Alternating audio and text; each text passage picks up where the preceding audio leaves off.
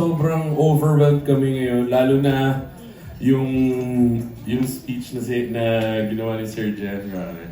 Grabe yun, sobrang grabe. Sobrang heartfelt and sobrang hindi namin nakalain na meron talagang mga taong, alam mo yun, talagang grabeng mag-support sa OPM. So grabe, sobrang salamat. Sobrang overwhelming at syempre, hindi ito mangyayari kung wala din ang aming pinakamamahal na manager, Sir Perry. Maraming salamat sa PPL Entertainment and sa Cornerstone. Grabe.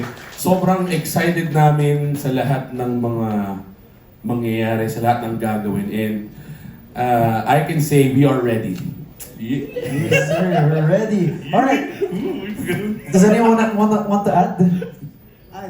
Okay na, okay, sige. Sabi na Okay, sige. Ito naman, one last... Pinasis ko ng mga 10 weeks yun. Okay, ito.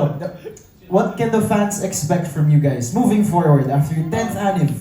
Siguro mas marami kaming mga gagawin ngayon ng mga shows and syempre marami kaming mga i-release na mga songs na original na mga nakabangko lang sa amin for ilang years na rin. So yun yung parang itong panahon na to gusto namin gawin na pagkakataon para talagang i-full force na namin na yung originals naman namin ang ilalabas namin.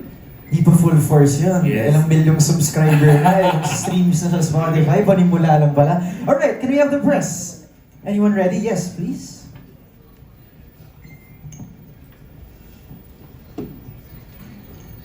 Hi, hello, good evening. MJ Felipe from TV Patrol. Hello here. Hello. Right over here, next to the camera. Kanina sinabi ni Jeff na maraming plans for the group. Kayo din, parang you said na marami kayong gustong gawin and what your fans wanted to see. Pero kung kayo yung masusunod, how do you want your new era of Agsunta to sound like and look like?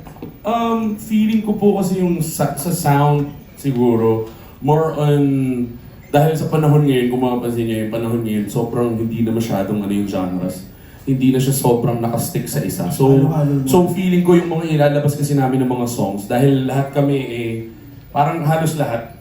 Si Steven kasi hindi nagko-compose ng yung may lyrics, pero nagko-compose siya ng yung mga instrumental. Pero yung genres kasi namin as a band, magkakaiba talaga. So feeling ko yung mga kung kami yung masusunod, yung mga ilalabas namin talagang sobrang magkakaibang tunog, pero parang may sarili lang kaming ginagawa na formula na parang napapag-isa namin yung tunog namin kahit magkakaiba kami. Parang ganun. Another one. Uso kasi ngayon yung mga bands, parang they guest stars to be featured on their music videos. Kayo ba, meron kayong mga naiisip na mga celebrities right now or couples or love teams that you want to appear on your music videos? Madami po madami. Parang... Sige, give kayo ng isa. Pwede ba? Pwede ko na magana. Sige, Would love to hear that. Siguro... Madami! Ayaw mo pa sabihin. Ikaw. Ikaw na, ang gusto talaga ni Jai. Sino? Si Ivana. Gusto niya kasi Ivana, feature sa mga music videos. Tsaka siguro mga love teams. Yeah. Siguro yung sobrang uso kasi ngayon yan. Ang alam ko sobrang uso ngayon yung sa Netflix, yung Chinese drama na Pinoy. Donnie Pangilinan and Bell, yun. Yung Tony Bell, yun. Siguro yun, isa pa yun sa mga Tsaka syempre hindi rin mawawala sa dream natin, Dong yan. Ay! Since very close naman to our Ding Dong Marian? Kung Opo. bakit?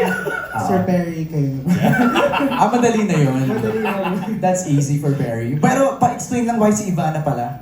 Kasi meron na kaming music video with Ivana noon pa, like way back 2018. Parang hindi pa sumasabog si Ivana noon. Nandun siya sa isang music video namin. Wakasan. So yun, parang gusto ko na magkaroon ng parang part 2 ng gano'n na parang makita ulit siya sa music video namin kahit sobrang, niya na ngayon, sobrang, pangarap lang naman, pangarap. Thank you guys. Thank you po. Thank you po. Thank you. Thank you so much. Mr. MJ We have Felipe. Alan Policarpio from Inquirer. Hello, good afternoon. Hello. nag-celebrate kayo ng 10th anniversary nyo sa Cavite with the concert. So, pwedeng pakwento lang na experience, how important is it for you guys? Moment sobrang na yan. sobrang monumental yung moment na yun para sa amin kasi syempre una sa lahat hindi namin nakalain na 10 years na kami.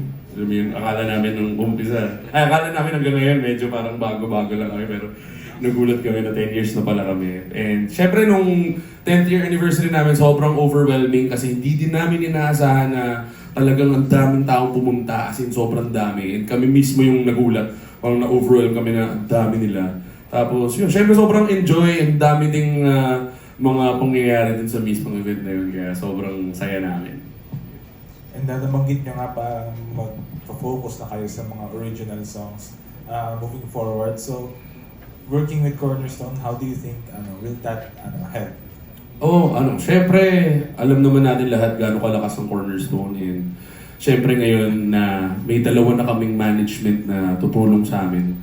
Sabi nga nila, diba, 2 heads is better than 1. So talagang sobrang, actually, kami naman sa part namin, kami actually yung kinakabahan kasi kami yung medyo baka mahirapan kami sa sobrang lala ng mga mangyayari. Pero yun nga, gaya ng sabi ko, dahil nga talagang tagal-tagal na rin namin talagang inaantay na talagang may tumulong din sa amin na, alam mo yun, yung gusto namin kasi talagang sumabog talaga. Yun talaga yung pangarap namin. So, ngayon na dalawa na yung powers na meron kami sa likod, alam mo yun, sobrang saya namin. And sobrang thankful namin sa mga taong naniniwala sa amin. Hindi nila alam kung gaano ka laking part to sa career namin.